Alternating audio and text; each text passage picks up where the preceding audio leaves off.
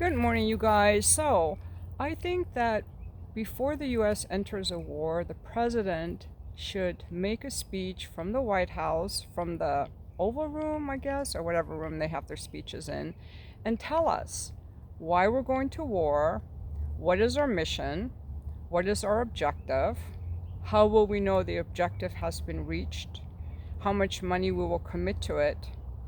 Because I will tell you, the reason they don't say it is because they would rather slither under the radar. And that's cowardly. It's not manly. It's not even womanly. It's not adult-like. And I'm very disappointed. I think it's very slimy. If you want to go to war, tell us. Own up to it. That's what they should do.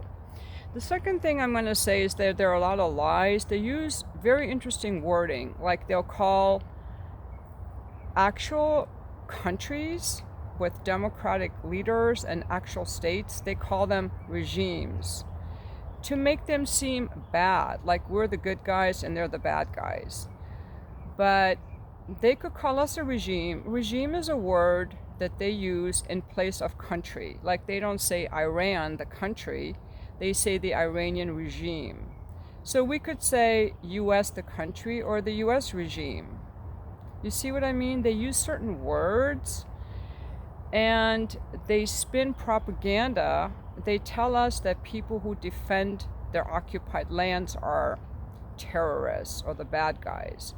So if you come into my house and attack me, because you're good. But if I fight you back, then I'm a terrorist, I'm a regime, and the news always starts from the moment that I resist you. So there's a lot of propaganda, and that's why I like YouTube so much, because they actually have geopolitical analysts who are professors, former military people, journalists who have left the mainstream media so they can actually report the truth. The media over the years has become a spokes arm for the government, more or less. They're kind of complicit and spinning a narrative, and a lot of people believe the narrative. They believe we're the good guys.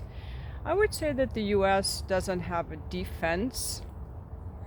I think we have an offense. So they call it the defense industry, and maybe at one time it was set up to be that way, but it's mostly become an offense industry. And the purpose of the offense industry is to maintain US hegemony, so that the US is the most powerful country. So whenever another country tries to not use the dollar and use their own currency, we go in and overthrow their government. Whenever another country starts to become more powerful, we start a war in their area to try to make them weaker. So a lot of these wars are just meant to maintain our power, our control. They're not to keep us safer or defend us. And they're also meant to enrich the military complex. The US has practiced colonialism as an outreach of the British ever since we started. So we're not really the good guys. And I think the reason that a lot of people in this country feel so unsettled and feel so divisive is because we are divisive. Our government is divisive. They are fighting other countries for no reason. They're killing millions of people. The US has killed in the last decade in Iraq, Afghanistan, Ukraine, Yemen, Syria. I don't even know about Africa, the Middle East. What's going on with Israel? It's the lobbyists. It's the wanting to maintain a foothold in the Middle East to exert some power. Is Israel our colonial outpost, or are we beholden to it? It seems like they run the show, and there's a lot of stuff happening that's not very safe and necessary at all.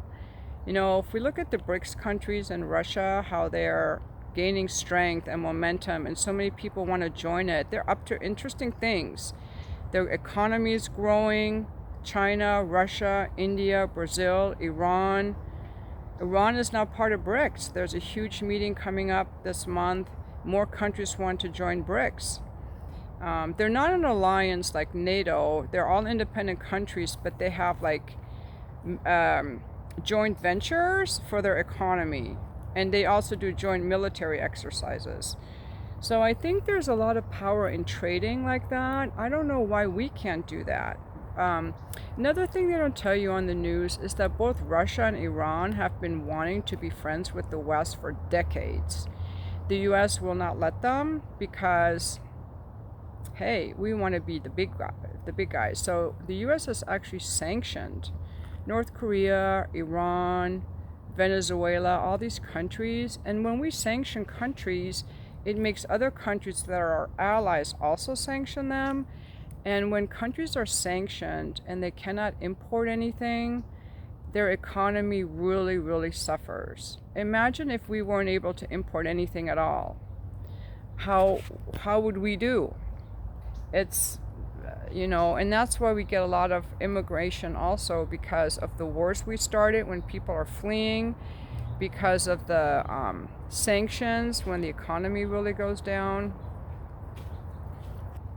I know some people think that Donald Trump is going to be friendlier with the wars. He's not. He started a lot of wars. He actually ordered the assassination of one of the Iranian leaders when he was president. He didn't end any of the wars that we had going on in Yemen, Syria, Afghanistan, right? Yeah. And he's very, very, the other day he said we should bomb Iran. Iran has hypersonic missiles. Trump, if you want to bomb Iran, get ready to have all of our bases in the Middle East blown up and watch gas go to $20 a gallon. It's the most irresponsible thing that he says. But he just took $100 million from the Adelson Foundation, so he's bought and paid for. Don't get your hopes up about Donald Trump. The only peace candidate, the only one with real ideas is Jill Stein, but people are just so brainwashed. They just fall in love with the figure. They don't realize. But I think Donald Trump could be better than Kamala Harris, because she not only supports all the wars, she also supports the war against Russia, which I think Trump doesn't. And she's trying to silence our free speech. The Democrats, okay, you guys. When Bernie Sanders was running, I think was in 2016, the country was really going more towards wanting a populist candidate like Trump. Trump is a populist candidate. He's representing the people. The Republicans initially didn't want him. They didn't even think he had a chance. I think Mitt Romney was in the running. They had a bunch of different people like that. But the Republicans allowed Trump to just, when he won the nomination, they didn't oppose it. The Democrats opposed Bernie Sanders. He was trying to get Medicare for all. He was the populist candidate on the Democrat side. Well, the Democrats were not okay with that. They've shifted more and more to the party of control and manipulation and more evil, I would say. So they got rid of Bernie and they put in, was that when they put in Hillary or Biden? I'm getting my years wrong. They took out Bernie, they made him step aside, and they plopped in Hillary. That's what they did. And of course she lost, and now they took out Biden in a coup and installed Kamala Harris. So the Democrats tell you who your candidate will be. And the people who like the Democrats will just go for wherever they're told to go for. Even Kamala, who can't really properly string a sentence together or answer a basic question. But I think all of this is becoming more obvious because of social media, and people have this real sense of unrest because neither candidate is really dealing with the real issues, and people feel an absence of leadership. They feel an absence of truth and of honesty because neither of these candidates is speaking any truth about why are we in these wars? How are we going to solve our financial problems? Is Russia really bad? Like, no one is leveling with us. What's really going on with the economy? How can we sustain this and have a stock market so high when our economy is clearly failing? And why are our inner cities falling apart? We have homeless people. FEMA is absent with the hurricane victims, doesn't care about them at all. Why? What is happening? And people feel this sense of unease with the inflation, with the wars, and no one's talking about it. And so I think people feel very unsettled, but they don't know why. And this is why people feel unsettled. Because the people who are running our country, there's no leadership, there's no purpose, there's no mission, but we know something is wrong. And what's wrong is that no one's telling us the truth. We're in too many wars. We are an economy in decline, and nobody wants to step up and say and be like a real adult in the room and be like, you know what? We're an economy in decline, and we're going to have to really go through some hardship and pull together. We're going to stop these wars. We're going to reinvest in ourselves. We're going to start trading with Russia, Iran. We're going to join the BRICS. Iran and Russia have been trying to join us for decades. The US won't let them. What if we let them? What if we start trading with them?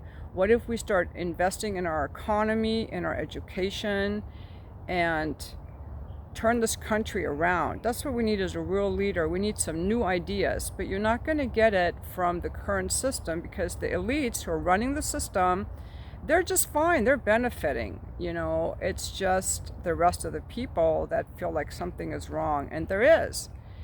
So I'm wondering what you think is wrong. And if you're voting for Kamala or Donald Trump, nothing is going to change. Nothing's going to change. So why are you voting for them? And that's all I have.